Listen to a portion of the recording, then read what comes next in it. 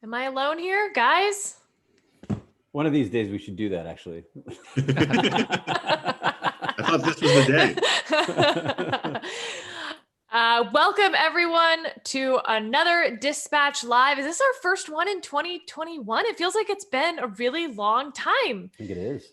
I mean, I see you guys all the time, but not in our sort of formal wear. This is about as fancy as we get. So thank you all for joining us, members. We just appreciate the heck out of you guys. And we will start tonight. Jonah, I am from Texas. I was so excited when you were taking your daughter to Austin. I sent you so many recommendations of restaurants that you should go to, things y'all should do. I was just thrilled. And there are people who are far worse off around the state. A lot of people have lost their lives. We have a lot of people still really suffering in my state. But you are trapped there and you don't have food and things aren't great. Yes, one could call it, first of all, it's great to be here, everybody. I mean, not physically here, but virtually here. As I told you guys, I might be late to getting to this thing because I don't want to call it a bribe. It was more like just a generous tip. I had to tip a guy who works here to go down to the basement to the staff vending machine to get my daughter two of the most expensive granola bars ever. And it's a hellscape. And I am like this close to using my lightsaber on a tauntaun just to hide my body inside of it to stay warm. That was for David. Austin was a great idea. And when I'd asked you about this and when I'd asked my friends from Texas about this, the forecast was like for 65 to 70 degrees. The warmest it's been here is I think 34 degrees, which is just enough to coat everything with another layer of wetness. And then it refreezes overnight. And I've never seen a city so ill prepared for winter weather, which is a little unfair because they don't normally need to be prepared for winter weather like this. This is like a once in a century thing. But seriously, like a Milwaukee guy or a Wauwatosa guy, today would be known as like Wednesday in a city that has like the infrastructure and the resources to deal with this stuff. And they don't have it here. And I have to say, I've been shocked. The most shocking thing to me as a sort of sociological thing has been that, and I think we talked about this earlier, but like, you know, in New York City, 5 minutes after there's a blackout, you got guys on the street selling flashlights. The second it starts to rain, you got guys on the street selling umbrellas. This is the food truck capital of the known universe. And if a food truck had parked outside, I don't care how hard it would be, put chains on it and get it towed over here, whatever. If they parked outside any one of these downtown hotels in the last, 72 hours, they would have sold out in hours. They could have doubled their prices on everything. And they could have had, $50,000 days, whatever they could bring to cook, to serve, people would do it. People are waiting in 2-hour-long lines to get into supermarkets here to get 15 items. People are desperate, people are scared, and people are hungry, and people got kids. So, including me. So it's been trying. It's been difficult. I will say that it's been difficult. My best friend in Houston called me tonight. I'm making her, call me every couple hours. And she has a line on a dinner party that the big draws are soup and flushing toilets. Ooh. Oh my Houston goodness. is under a boil only for water, except that no one has power. And so unless you have a gas range, you also can't boil your water. So not only are people hungry and cold, but now they actually, a good chunk of the city no longer has drinkable water. Yeah, it's also worth saying, and I think this is like important. And again, like I live in DC, you live in DC, Steve lives in DC, in DC area, whatever. People in DC are terrible drivers in snow and ice. I mean, they're terrible. Correct. True. They are all, to a person, including the North African cab driver who's only been in DC for 2 weeks, better than some of the best drivers in Texas when it comes to navigating ice and snow. I mean, it is amazing to me how dangerous even the cops drive here. It's been astounding to me. Well, we say all this because there is some chance that Jonah will not be with us through this whole podcast. So if we do lose Jonah, we are prepared for this. We have a backup waiting in the wings to take Jonah's place. Or if we just get sick of him, like And the if thing he is, just is you could Jonah even call him a body double. All right. So let's get to it. And I am going to start with you, Jonah, actually, because you just published something on Rush Limbaugh and his death and what that, signified, I suppose, to you. Yeah. So I have mixed views about, first of all, condolences to him and his family and all this kind of stuff. I didn't want to be part of Condolences to him? I'm sorry, to his family.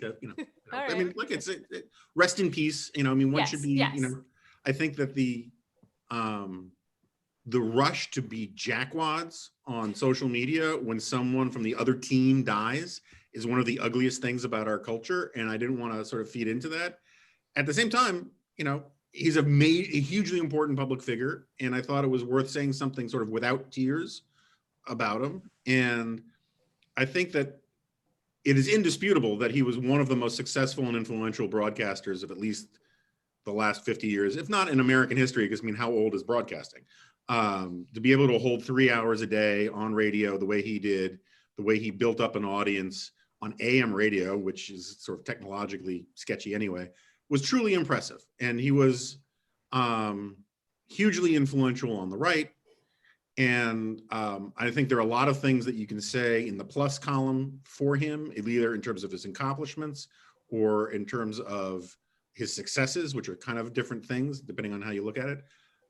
But there are also a lot of things in the debit column, I think. And I think my basic point about Limbaugh, which I tried to make in the G file today, is that he is in a lot of ways comparable to Jon Stewart. And when you see how the left and mainstream media lionize Jon Stewart and demonize Rush Limbaugh, that tells you something about a lot of the players in all of this and the role. But they both were entertainers. I shouldn't talk about Jon Stewart in the past tense, but in his prime as The Daily Show, he was an entertainer. So was Rush. Rush used to admit it all the time that he was an entertainer. And the only thing that I really have a major problem with Rush is that he changed a lot. There's this notion that he was this rock solid conservative who stood up for principle the way William F. Buckley did. And he just didn't. I just think that's factually not true. He was a very partisan guy, maybe not partisan in the rah-rah Republicans all the time, but partisan for the team of his listeners. And the person he was in the 1990s is very different than the person he was in the early 2020s, late 2010s. If you go back and you read the way things ought to be, if you go back and listen to what he used to say back in the day about responsible leadership and all these kinds of things, he was a much more responsible figure. And he spent his last weeks on air endorsing or winking or suggesting that secessionism was justified, that the election was stolen, that political violence was justified. And all of that is indefensible. And it's actually very sad when you compare it to the man he was in the 1990s. He, like so many institutions on the right, went where the customer base wanted him to go, and he was irresponsible in how he encouraged his customer base to indulge in some of the worst aspects of our political culture. Steve, I asked this question to David for our Advisory Opinions episode that's coming out tomorrow, but I'm really curious what you think about it. Who has been more influential on the Republican Party, William F. Buckley or Rush Limbaugh? Rush Limbaugh. I don't think it's close. Buckley's been influential on the conservative movement far beyond Rush, I would say. But in terms of in strictly partisan terms, for many of the same reasons Jonah suggests, I would say Rush Limbaugh. Rush got to the point. He was so huge in those years right before Fox News launched.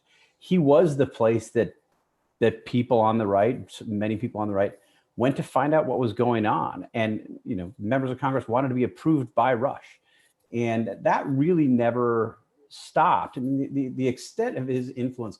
I wrote a book. My first book was about Saddam Hussein and his support for jihad and Al-Qaeda and whatnot. And I had the terrible misfortune of launching the book, releasing the book, the weekend that Ronald Reagan died.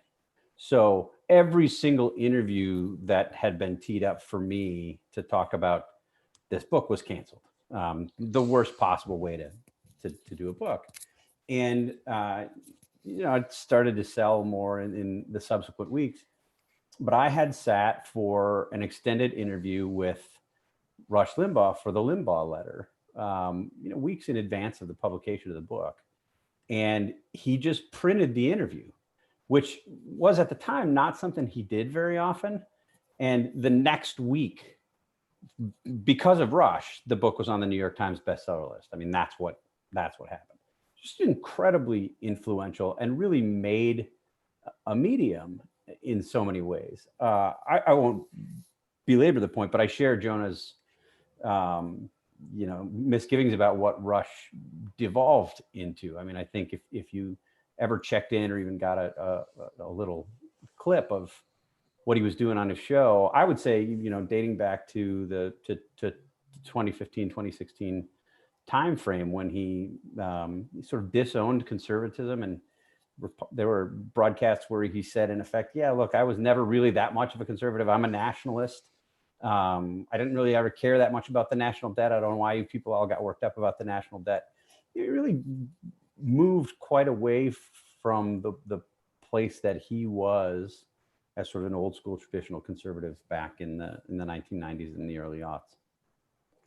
I think it's fascinating. And again, y'all will be able to hear this on Advisory Opinions if you want to, but there's also just this generational thing about Rush. Mm-hmm. Like, I think I have a very different impression of who Rush Limbaugh is than you guys because of who Rush was in the 90s versus by the time I cared. I've never listened to Rush Limbaugh. I've never tuned in to the extent it's been on when I've been in a cab or something. I've heard it. The Rush Limbaugh that I knew of said things about race that I found repugnant, things about gender that I found insulting.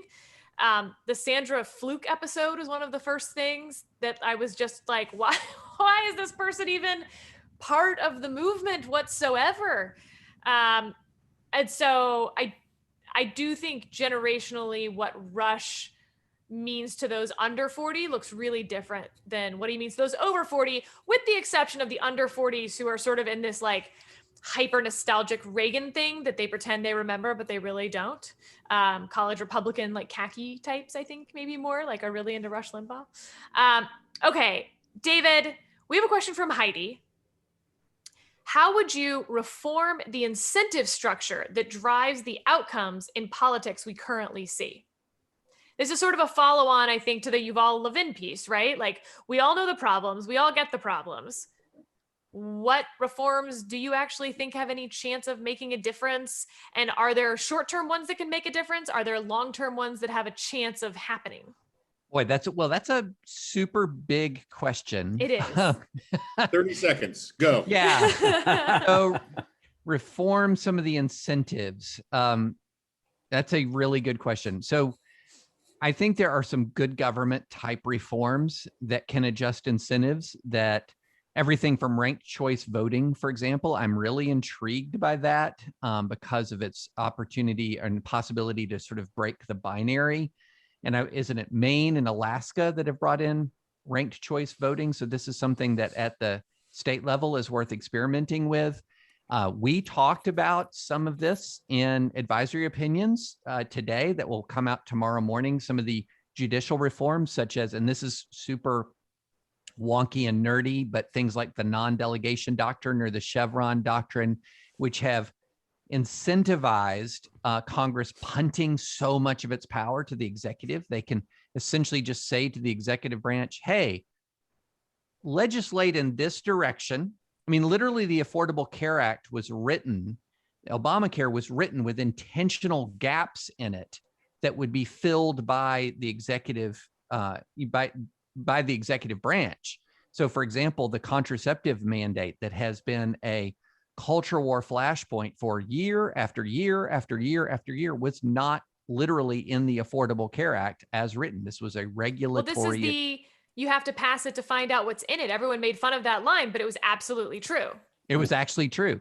So there are some judicial doctrines. There are some good government reform ideas. I know Jonah has had on the remnant a lot of discussion of expanding the House as a reform. But I think a lot of this has to be based, before we can even get there, we have to have a desire for it. There has to be a desire for it. And that's going to require, honestly, some culture change, because a lot of what we've got is we have a demand side problem here. We're getting the political culture that we're demanding. And some of this goes back to Rush. I mean, Sarah, you asked me that really good question about who's more influential, Buckley or Limbaugh.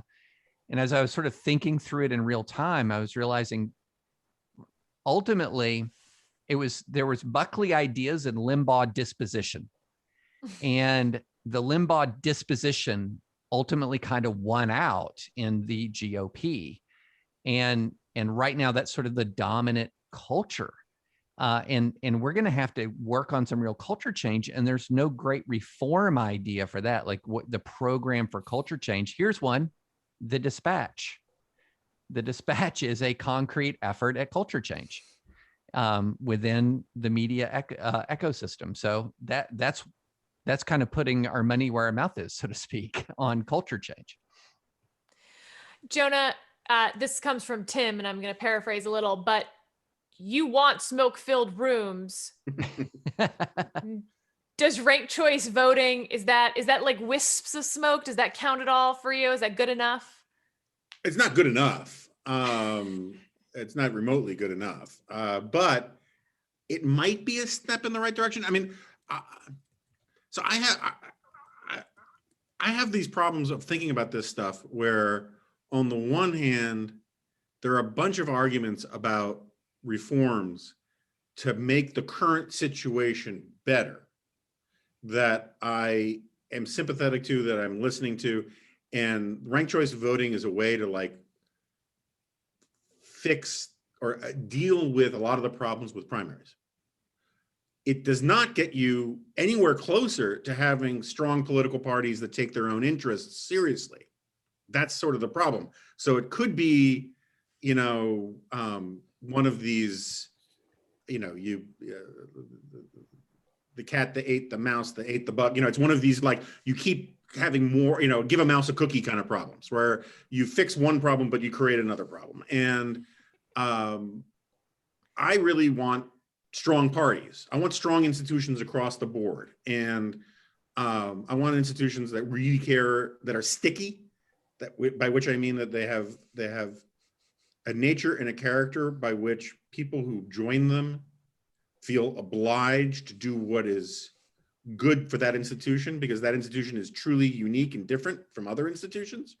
That's why still, I don't know if it's still true, David would know the numbers, but for much of the last 20 years, the denominations that asked a lot of you were doing a lot better than the denominations that asked nothing of you.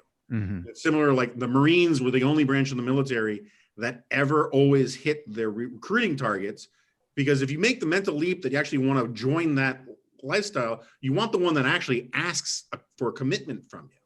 And that's how I view about all these institutions, is I want institutions that demand that you give over yourself a little bit to them rather than you just be able to exploit them. I don't know how ranked choice voting fixed that. As I was saying on the Ruminant the other day, I'm still very much an electoral college defender. I like the electoral college, but and I'm also very much a defender of the legislative filibuster. But there's an argument for getting rid of the electoral college, because all of a sudden, if the GOP and the Democratic Party actually have to win a national majority rather than rack up majorities of hyperpartisans in states, that will change that'll moderate their messaging. Similarly, if you get rid of the legislative filibuster, all of a sudden, the incentive structure for the presidency to become imperial and do all the governing because nothing can come out of the legislature kind of goes away a little bit. I find those arguments really interesting. I just haven't figured out whether I can actually endorse them, because they feel like short-term solutions to a much deeper structural problem, and I like the structural mechanisms of the Constitution. Steve, I'm looking for some reporting here. Linda would like to know whether Cruz and Hawley are still kind of considered, members in good standing in the GOP caucus. And what about Sass and Romney? Like, what's sort of the, I don't know, in the weeds reputational? Yeah, that's a really like, what good are people question. saying? Yeah, I don't think Ted Cruz and Josh Hawley have many fans among their senatorial peers at this point in the Republican Party. I mean, Cruz, I would say, since the fight over Obamacare in 2013, where he sort of struck out on his own, Mike Lee had actually led the opposition and had what I thought at the time was a more principled way of making the same claim. And Lee wanted to make an argument, and he wanted differentiation between Republicans and Democrats on how they thought about healthcare. And Lee, I think, had a path to do that in a much more responsible way. And Cruz kind of came in, took over Lee's effort, and then made it about Ted Cruz. And it was the kind of thing, the kind of obvious grandstanding that I think you don't really ever get over. And I think that's how many of his colleagues look at him.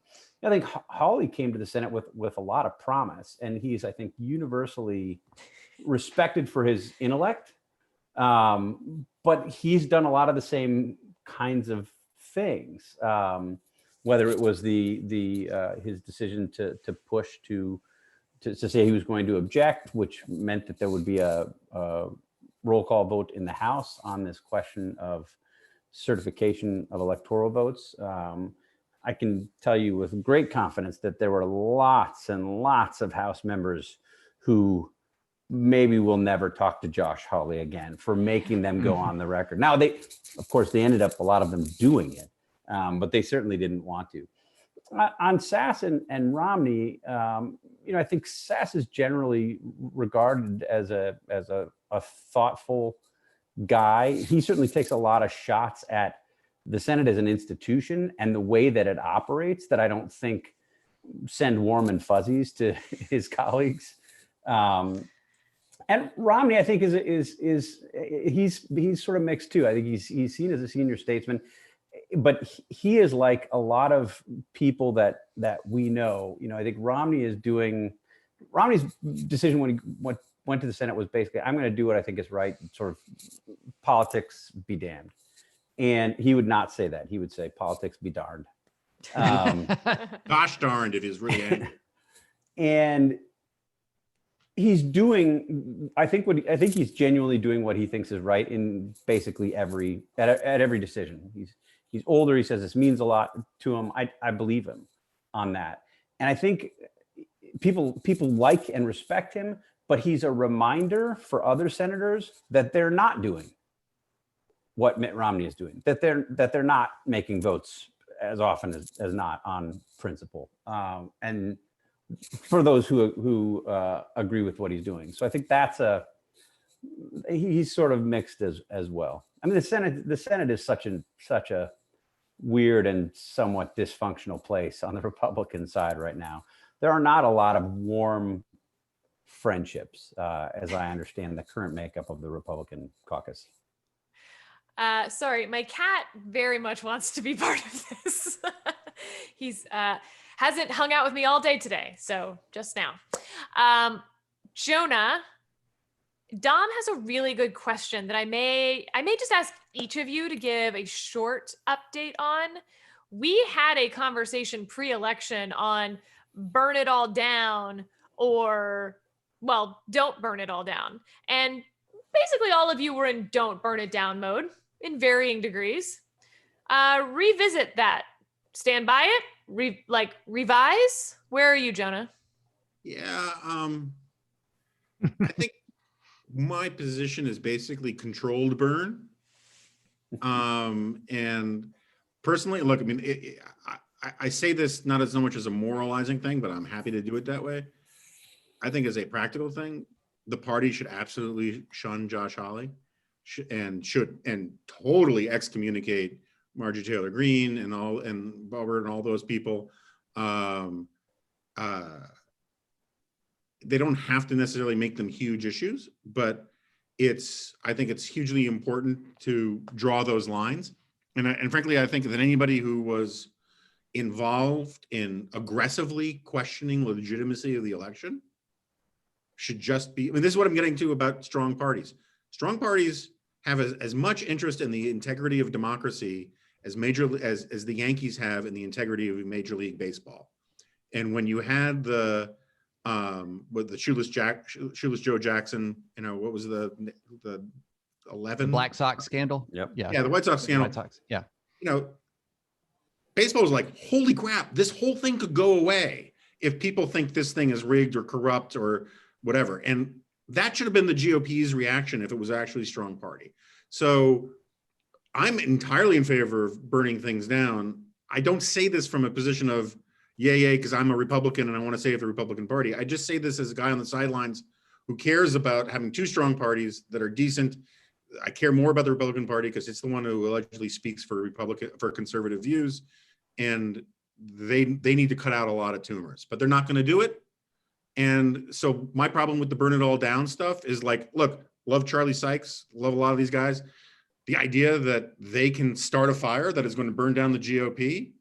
I mean, the Lincoln Project is like one of those Iraqi suicide bomb makers that blew himself up, right? I mean, like the idea that there is this movement out there that is going to like tear down the existing GOP and replace it is absurd on the merits.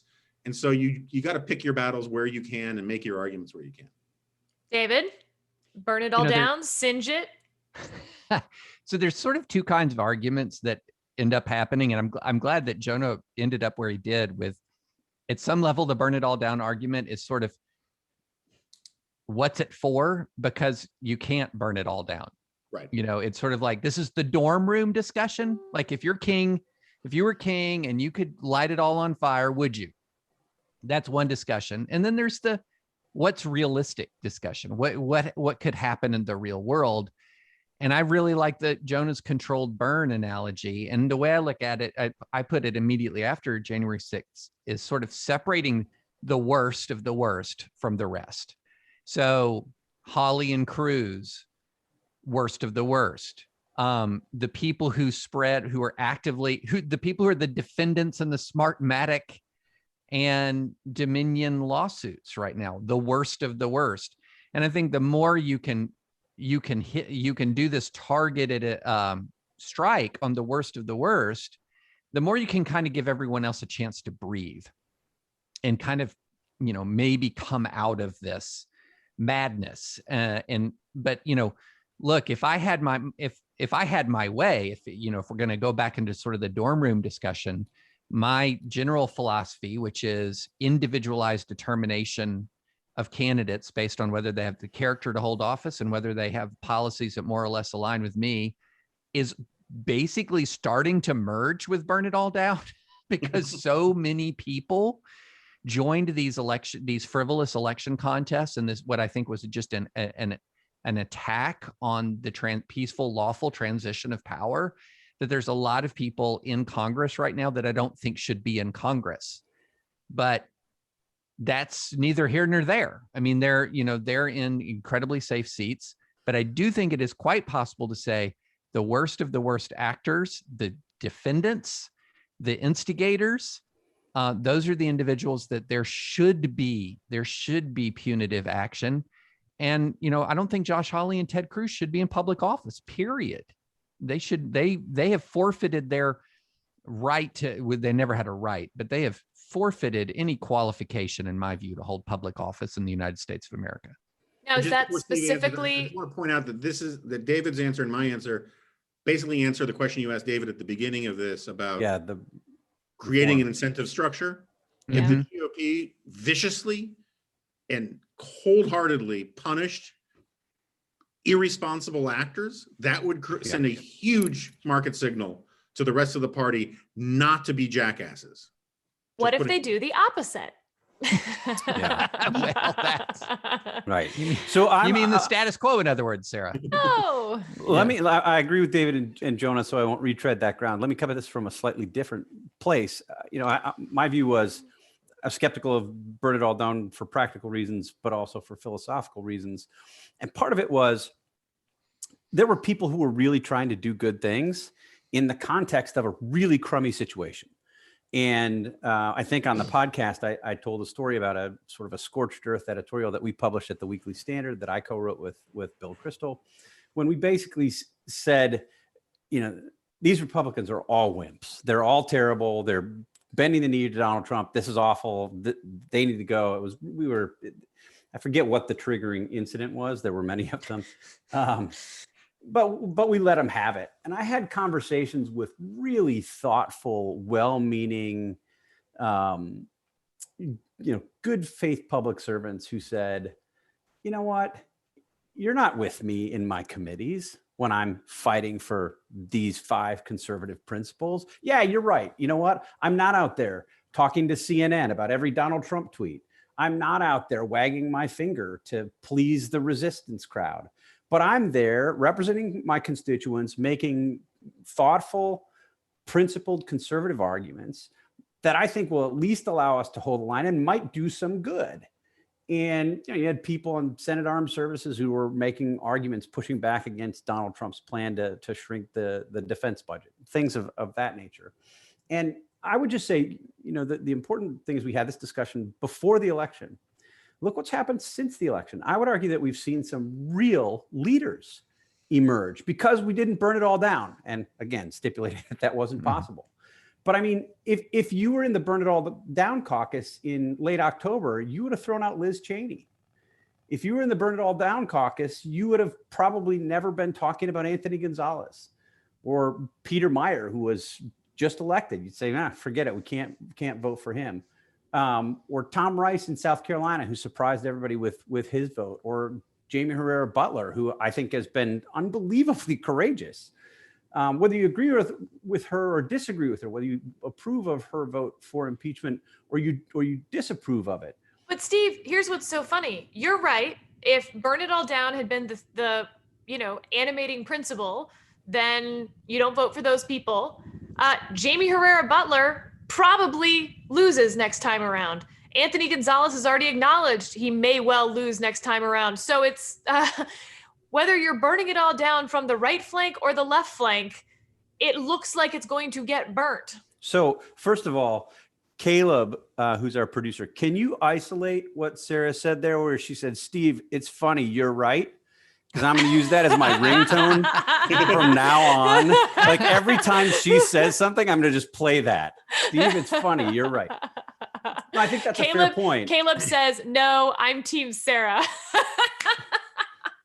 We're gonna have to have a conversation. I don't see we're that. Gonna have to have a conversation. I don't see that. That one turned out to be a problem for Caleb. Yeah. We're gonna have to have a conversation about that. We're gonna rethink our whole structure on the audio side of things.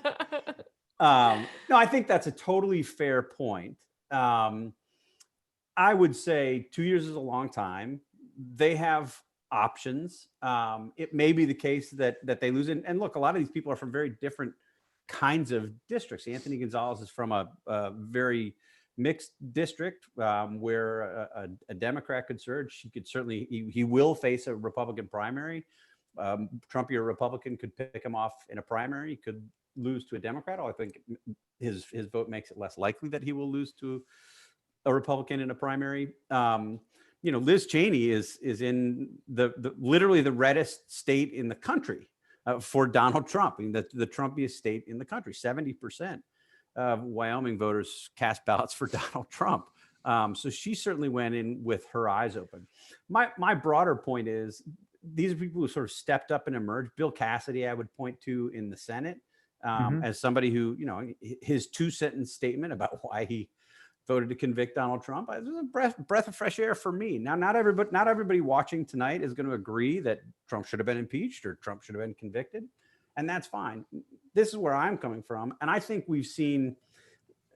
I have this weird sort of philosophy about all this. Obviously, I'm a conservative. I believe in limited government. I believe in sort of the ideals of the founders. That's what I care most about in terms of the actual governance piece of this.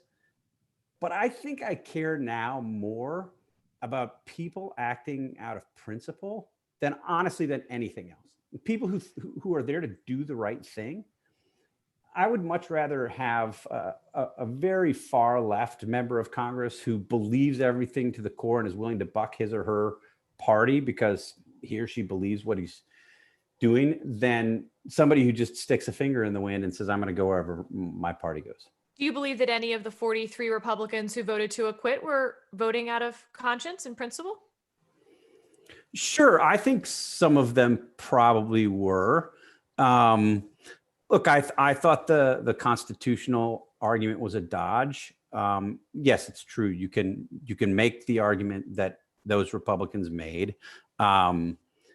Many of them didn't believe it. I talked to some of them who didn't believe it. I think it was a convenient safe harbor. But sure, it's possible that some of them did that. I think most of them voted the way they voted because they were afraid of their own voters. I mean, in the House, I talked to a Republican in the House on Monday who said if it was a blind vote, there's absolutely no question Donald Trump would have been impeached in the House with a majority of Republicans voting to impeach. I mean. All right. Next up, we have Patrick. Now, Patrick has an important question. He says, David French for president 2024. But here's the problem. I can't ask David that, right? Because David's obviously quite biased. And Jonah and Steve hired David. So they're incredibly biased. And so I need someone else to talk to about this question. Caleb, is there anyone who we can find, who we could add to this that would be a helpful, just on political punditry, maybe that we could add to this conversation that would be helpful? Caleb? Oh my gosh, this is so helpful. Chris Steyerwalt, thank you for joining us and for weighing in on this incredibly important question that Patrick has. Now let's totally ignore Patrick's question and instead you and I talk about the 2024 Republican primary and Tim Alberto's piece about Nikki Haley, where you think sort of everyone is going to find themselves over the next year. So before the campaign start in earnest, before you're really looking to raise money or hire staff, those sort of initial primaries that you and I spend most of our time looking at and talking about. But in the 2021 year, what are you looking for from the Nikki Haley types to see who's serious, how they're positioning themselves, and where, how folks are going? So it's French Haley, or is it Haley French? I don't know. Hard to say. And we all know the Dispatch is only a front for the David French presidential campaign. It's a thin veneer draped across the juggernaut, the Jeb exclamation point sized $100 million French campaign. He actually thought about calling this the Elba for his Napoleon, but we decided to go with Dispatch. Ere I saw Zoom stream. First and foremost, it's so nice to be invited to join you guys in the treehouse tonight. It's such a privilege to be associated with the Dispatch. The work that, and by the way, French, is it Dispatch or Dispatch? Chris, it's be on Dispatch. The side of the correct here, Chris. It's Dispatch. Dispatch. It's Dispatch. Yeah, It's Dispatch. Okay. Yes, thank you. All right. If we were in Germany, you'd have to make my bed, but we're in Italy, so it's the other way around. That was a Stripes reference. The work that the Dispatch is doing is so important because all of the stuff that you guys have been talking about tonight is part of a deeper problem in which the information streams, as a West Virginian, I will say the information stream has an old refrigerator in it. It's got some tires that mosquitoes are going to breed in, and they'll come out in the summertime, and it kind of smells like antifreeze. And the problem is an incentive. You talk about incentive structures. The incentive structure for clicks and the incentive structure for ratings is, and Rush Limbaugh is the embodiment of this. Here's a guy who is maybe one of the great entertainers of the 20th century, right? Hold 3 hours of air, do all of this stuff. But as competition intensifies and as the media space atomized, you got to give them what they want all the time, 100% of the time, because they can so easily go over to Joe Rogan's podcast, or they can so easily do whatever. And as things changed for him and in his life, but the competitive space changed. So if we can't figure out a way to do this so that we can go back to what Steve and Jonah and I know remember from the good/bad old days of journalism, where there was some distance between what you were saying and writing and what the profit model was. We can't do that. We got big old problems. So it's a real privilege to be part of this, and it makes me happy. Nikki Haley, you can only, to the Romney point, there are an unlimited amount of flip-flops that are available, but you have to stick the landing, right? You have to flip-flop, you have to land the right place. Nikki Haley wants it too much. She can't control herself, it seems like. I'm with Trump, I snuck out in a good way, but then I'm hanging out with Charlie Kirk. Actually, it's okay what Trump is doing. Actually, I deeply regret not staying. So she has traded in a lot of her currency, but there's gonna have to be, or there will necessarily be, one or two candidates that emerge that can create a fusion between the quasi-populist, you have a third of Republicans who are Buchananite, culture war populists. This is just true. This will not go away. They won with Trump. They have their head. They're going to be in retreat a little bit here. But somebody who can get enough of them and enough of the traditional conservatives together. That's why I think I'm long on Mike Pence. I know a lot of people don't think that's the case, but I can definitely see. Long on him winning the nomination or winning the general? We're just talking about primaries right now, well, right? wait. I mean, who knows? I mean, Kamala Harris, Mike Pence, the battle of the Veeps, 2024. I don't know, whatever. But I just would close saying this. If you look at what Democrats did in 2020, they all thought that Bernie Sanders was popular in 2016. What they found out was that Hillary Clinton was just real unpopular. So they were clustered up, and I said in the piece I wrote for your note, they're clustered up like kids on a soccer field. Here's everybody, we like the Green New Deal, we like the this, we like the that. And then they found out it wasn't that popular, and they were dividing up a lane that wasn't as popular as they thought. Then everybody said, actually, I'm kind of a corporate sellout Democrat now that you mention it. So for Republicans, what will happen is right now you have a lot of people, Rubio, Hawley, Cruz, that have all assumed that the go-go juice is going to be on the Buchananite side, the Trump culture populist side. But they'll be too crowded and they'll probably be wrong. If I was betting, I'd look for somebody who can get a little of that, but move out into the normal space. Hey, Chris, just for clarification, what kind of juice was it? The go-go juice. You got to have a lot of go-go juice. Also note, Chris, in what you wrote for the sweep, which was delightful, you said, there was actually just this awesome line.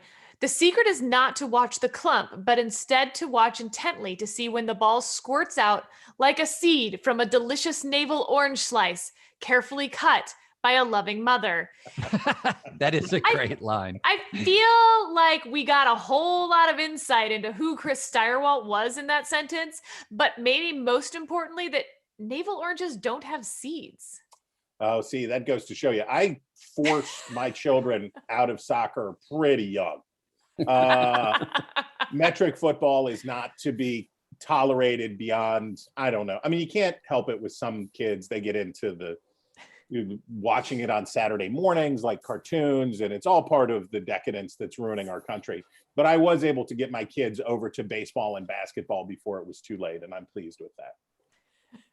So just for clarification for listeners, viewers, and Steve, go-go juice, according to various internet sources, is an energy drink created by a mixture of Mountain Dew, 5-hour energy, Wow, and any variety of other energy drink, including Monster, Red Bull, Rockstar, etc. I think if you were doing that, I you'd was also- I was genuinely afraid to ask that follow up. So thank you, Jonah. That's I didn't not know what I where meant. that could Found a lead, different Chris. answer, I might not have couldn't- said anything. I want to be clear. That was not the go-go juice I meant. And if you were making that go-go juice, if you were in Triadelphia, West Virginia, the correct answer would also be to include Pop-Off vodka in that. By the time you had made that, you would then put a pint of Pop-Off in that and then go right ATV. And for listeners who don't know, Pop-Off is the vodka that you get in the plastic bottle. It's always the number. I used to do a story every year about in West Virginia, the Alcoholic Beverage Control Commission would put out the list of most popular liquors in the state. And it was the first three were usually 3 different sizes of Pop-Off. That's fantastic. Wow. Chris, what is your favorite surprise place that you have gone to on the campaign trail?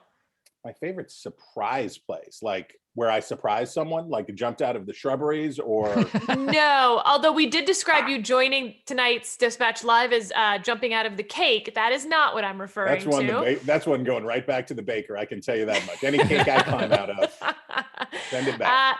No, meaning like it's not that you went to San Diego and we're like, this is I awesome. love San Diego. Someplace that is maybe not as obvious on sort of the American tour. You know, Go to Austin.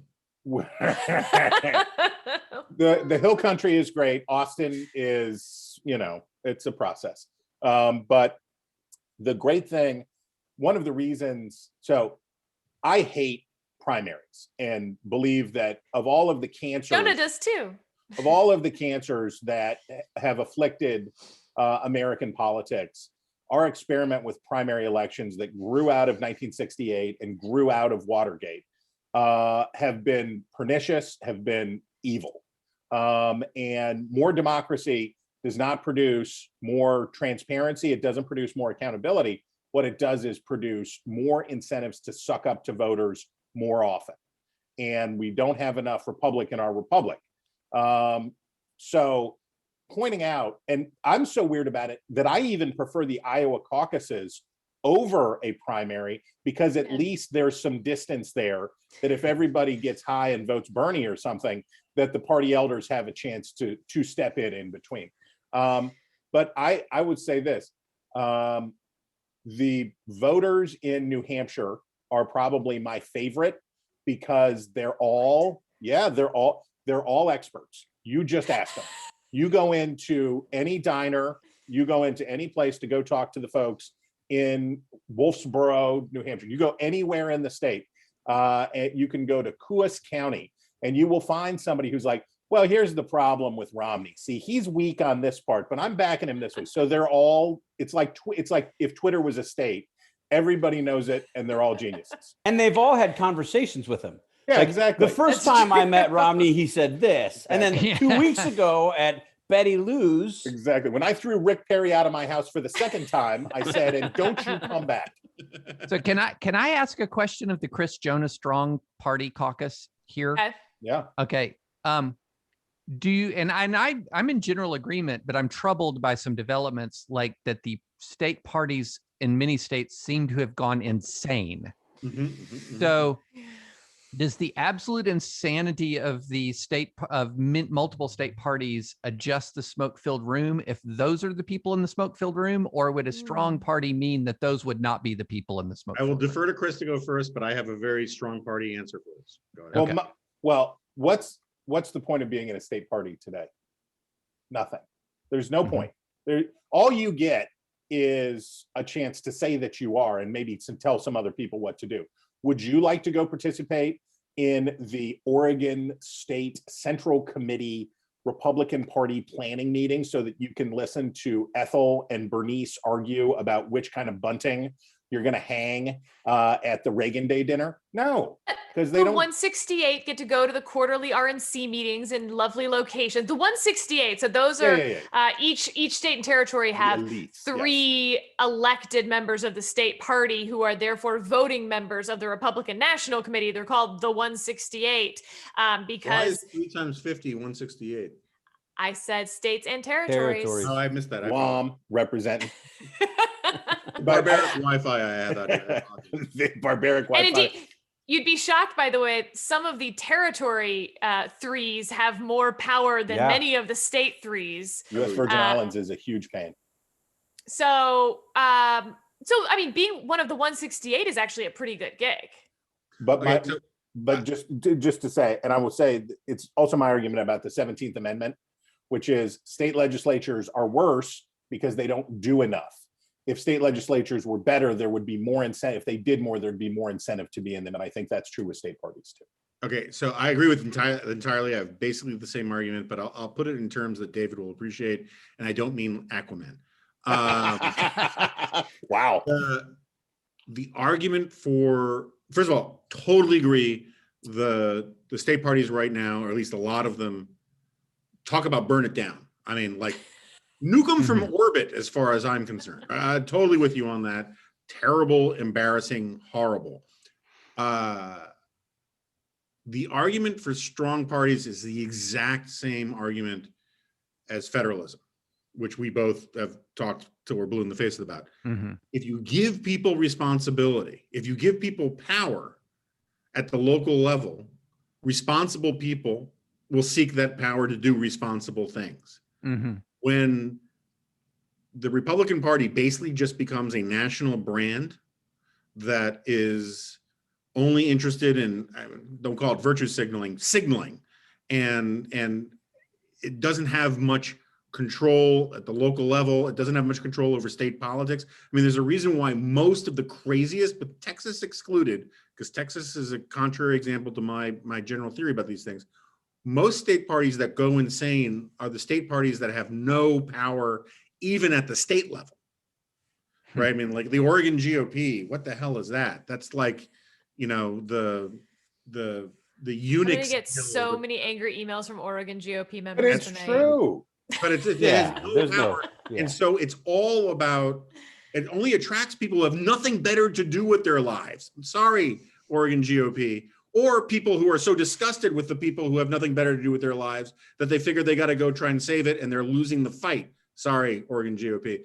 But what you need is, if you send power down to the most local level possible, then the good people at the most local level will recognize, oh my gosh, this is how I help people's lives. This is how I help my own life, is by doing it at the local level.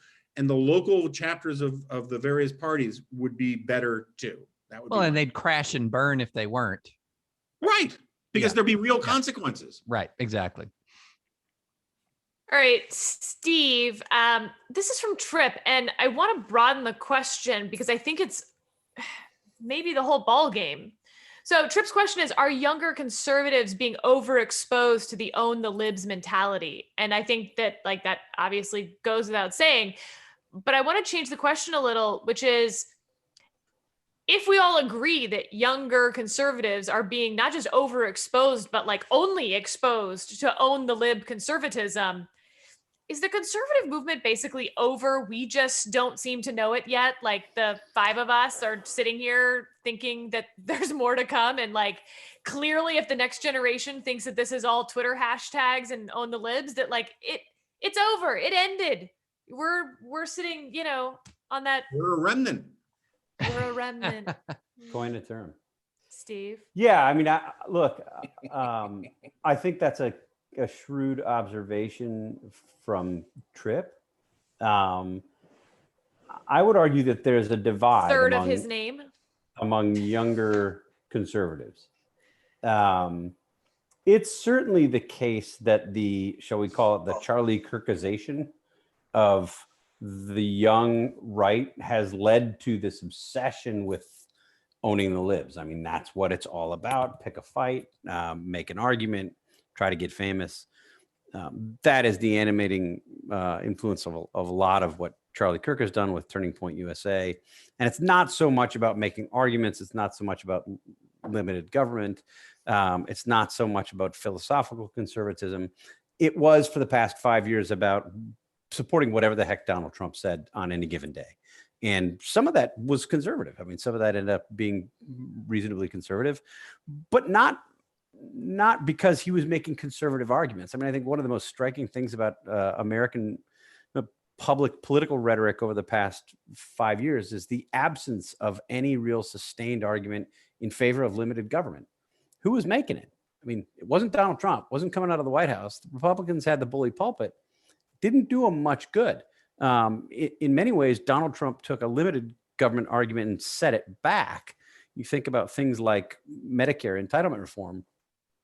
Donald Trump, Republican Party went from being in favor of big, bold entitlement reform in the Paul Ryan days of Republican control of Congress, proposing controversial, but I think necessary reforms to our entitlements that are driving our debt. And Donald Trump went to the left of Barack Obama on this and said, basically, nope, we're not doing any of it. We're going to keep it just as it is. There were many issues like that. And I think that the younger conservatives who grew up in that environment didn't notice that, didn't hear the kind of philosophical conservative arguments about limiting government, but did hear a ton of the own the lib stuff. And that's what mattered, right? That's what got Matt Gaetz. It's a lot easier to do a meme on Twitter Fox, than it is to read sure. Hayek. For sure. Got Matt Gaetz on Fox, got a lot of the people who are speaking for conservatism today and made them famous. I do think, though, I mean, and our friend Kristen Soltis Anderson has done polling on this.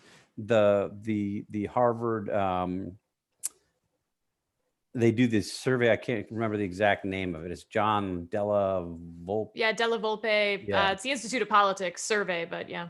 And they survey young Americans and their attitudes and views on politics. And there was a distinctly strong anti-Trump, anti-authoritarian strain among younger conservatives. I mean, that's where Trump struggled. You could see it in the demographic breakdowns repeatedly in all polling, where he did very well with older conservatives and sort of as they got younger, did less well. So, I don't want to be Pollyannish about it, but there are lots of reasons, I think, to look to that sort of next generation of conservatives and hope that they can learn by following conservatives, limited government, classic liberals, libertarians, whoever you want to call it, and sort of learning that language, learning how to make those arguments. I will say, just as an aside, and this is I guess a little plug for the Dispatch. We participate in a number of different internship programs. We bring interns in from a number of different areas, and then we have people who apply to be interns at the Dispatch just directly. And in several of my conversations with those who sponsor these intern programs, we are told pretty consistently that the Dispatch is sort of among the highest ranked and highest preferred programs for exactly this group. So we're happy to have real good interns, young interns and fellows who have worked with us over the past year, and look forward to having more. Can I jump in on that real fast? I think, real fast, Sarah. I'm going to do it. Young evangelicals are really out of step with the own the libs culture. Not all of them, of course. It's a big group of people, not all of them, but I think as a general cultural rule, they are way out of step with the own the libs, punch them in the mouth mindset. And you can see you can just watch it. There is a big generational difference in evangelical culture, and that's a huge part of the overall conservative movement. See, that was short. So, to the three of you, Jonah, David, Chris, I have a follow-up question, and I try not to pick favorites among our Dispatch members, but I got this email this week, and it's tough. I've definitely got it's between this wonderful 15-year-old high school student that we have, who I am doing an in-depth antitrust law explainer on Monday with a law professor that I found because her questions were beyond me, David.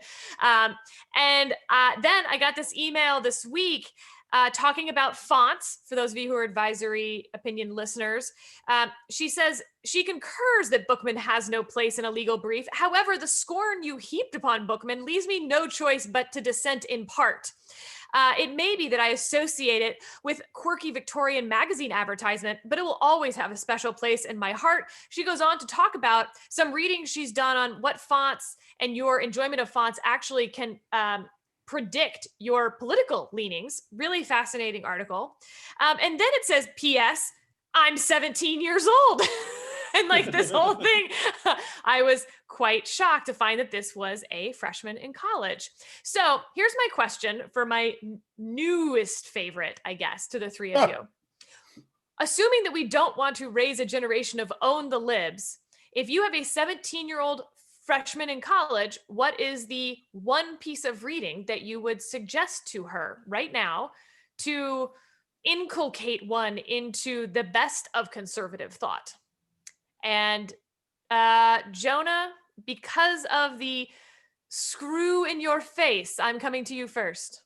That is a really tough question.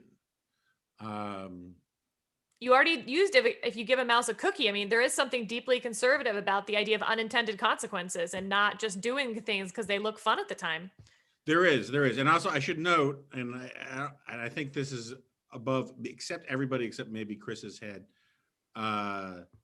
When you talk about Bookman, it's worth noting that two of the great, not quite villain, but bad guy characters in American sitcoms were named Bookman. That's right.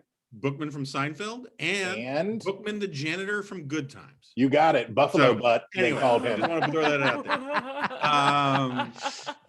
there. And amazingly, this Bookman related stalling tactic has not helped me. I think I have to say it. Look, the argument in Tom Sowell's Clash of Visions book is the right one for young people, but it's not a good book for young people. Unless they're the Sarah Isgers of our age, and she's clearly beyond that. She's talking about Victorian advertisements using Bookman font. This isn't a normal girl. Okay, so if that's the case, if she is the Shoshana Weissman of dispatch readers, okay, fine. Then maybe Conflict of Visions, not Clash of Visions, by Sowell. I would actually argue that Fatal Conceit by Friedrich Hayek is probably the best, most readable one for someone who's like looking for this kind of sustenance, because it's very readable, in part because Hayek didn't really write it entirely. It's very controversial, and there are Hayek people who if the roads were passable in Texas, they would come here and string me up, but they can't.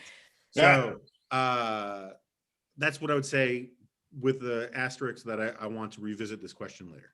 Okay, David, 17-year-old weirdo, what are you having her read? Reflections. And you know I use weirdo with all the love. Oh, of course. Coming from you, that is one of the highest compliment. highest level compliment. Absolutely. I mean, I'm just going to go with some Burke, Reflections on the Revolution in France. I mean, it's and with the qualification that we're talking about somebody who's wanting to dive into this and wants to dive in. And so I feel like for an entree into sort of my brand of conservatism, you're gonna go Burke. Also, Robert Nisbet's Prejudices, fantastic book. I buy it every time I see it in a used bookstore, and I give it to people. Love that book. And then can I have a fiction book? Okay, yeah. Okay. This is gonna sound weird. Autobiography. This is gonna sound weird. But it really helped cement me as a conservative. And I went and I saw the Les Miserables musical when I was in college and got really interested in it, and then read the book. Oh. And the book, and I just trust me on this. If you read the unabridged version, how it deals with monarchy, how it deals with everything from like prison reform, how it deals with the demagogue Napoleon. It's really, and sort of living with mercy and grace, and in the midst of all, it's it really sort of helped sort of center me as a person, as a conservative Christian person in this world. So if you don't want to deal with dry political philosophy, read Les Miserables. That's funny, David, because one of my favorites that like changed my worldview was Count of Monte Cristo. So I think that's all you need to know about me and David. Chris, what's your advice? First of all, you can just watch the Liam Neeson version of Les Mis, and it's quite good. It is quite good. It's very good. There's no It's singing. fine. And the Monte Cristo is a delicious sandwich. So I'm with you guys on that. That's fine. True. I would say, I think it would depend on a person's view about their theistic view, but C.S. Lewis is The Four Loves, in which he talks about how I'm pleased if this gal is a conservative. I'm also pleased if she is a Bolshevik or whatever. When you're 17, you ought to be whatever. You ought to try it out. Try on some different clothes when you're young and see how you feel. But the urgent work that we need the younger generation to be doing is restorative and putting government in its right order. And in C.S. Lewis, in The Four Loves, when he talks about what a government's supposed to do, it's about the balance of freedom and order, right? It's about a righteous government that is balancing freedom and order. And your attachments shouldn't be political attachments primarily. It's amazing how prescient, and also, by the way, everyone should read George Orwell's essay on political language and its language. Many abuses. So I would equip her with Orwell, I would equip her with Lewis, and I would tell her to read All the King's Men, because if you want to know the story about how it goes, that's the story about how it goes. Oh man, I read that at a very dark point, circa 2012, Romney, in a hotel room in Tampa next to a strip club and a Chick-fil-A. Yeah, you were. I was like, oh God, here we are. Tampa was the only place I ever saw that they had a convention where within the security cordon, there was a strip club. And I kind of respected the chutzpah. They were like, we're not closing. There's going to be a lot of foot traffic. We're hanging out. Like the mere location. Anyway, that's a great piece of advice. Steve, you're welcome to answer that question, but you get the last question as well, which is from Connor. How do we get more Dispatch live this year? 2 question marks on that. Ready to mail wine, whiskey, Lord of the Rings swords to make this happen. So I will answer the first question. I think you guys are. I'll just be direct and blunt, and I won't try to give something that that doesn't overlap with others. I think the answer is Road to Serfdom, and I know the sophisticated Hayekians shrug their shoulders and think, oh, there's so much better Hayek. Road to Serfdom is great. It's accessible. It is sort of one of the best books I've ever read. And then I would also say the Federalist Papers. It doesn't read like a treatise, but if you want to understand living in government in the American context, that's the place to go. So this is a good question. And when you said Connor, so I have a son named Connor, and I was worried that we were getting a plea for another dog. Which I still hold all of you responsible for the wise decision Lola.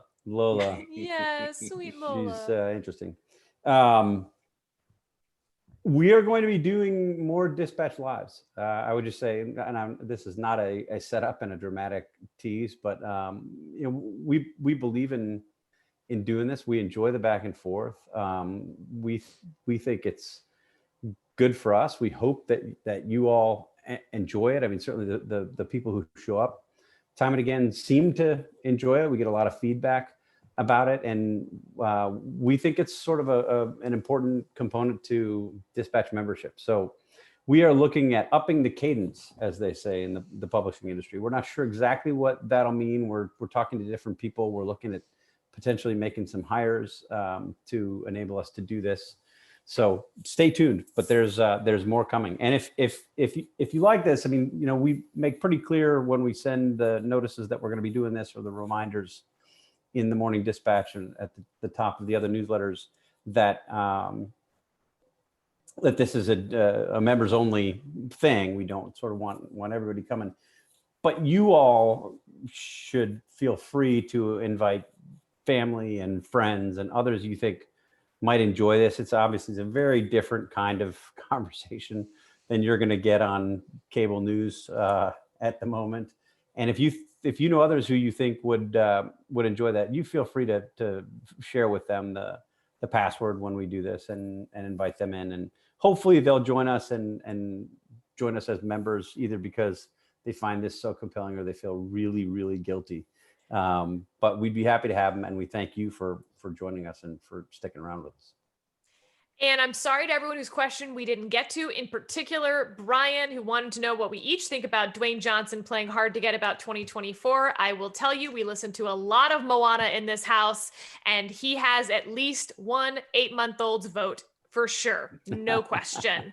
Thank you guys so much for joining us. We will see you again, as Steve said, quite soon for another Dispatch Live. But of course, Jonah looks like he is drinking straight vodka, but Pop you will off. have Looks like- No doubt, pop off. Yeah, it looks like Could be Jim Beam. a source familiar with Goldberg's thinking.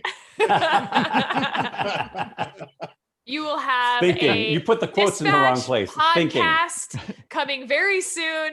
You will have an Advisory Opinions coming tomorrow. And we thank you guys so much for your support and your questions and your awesome emails. And it just means the world to us. So have a great night.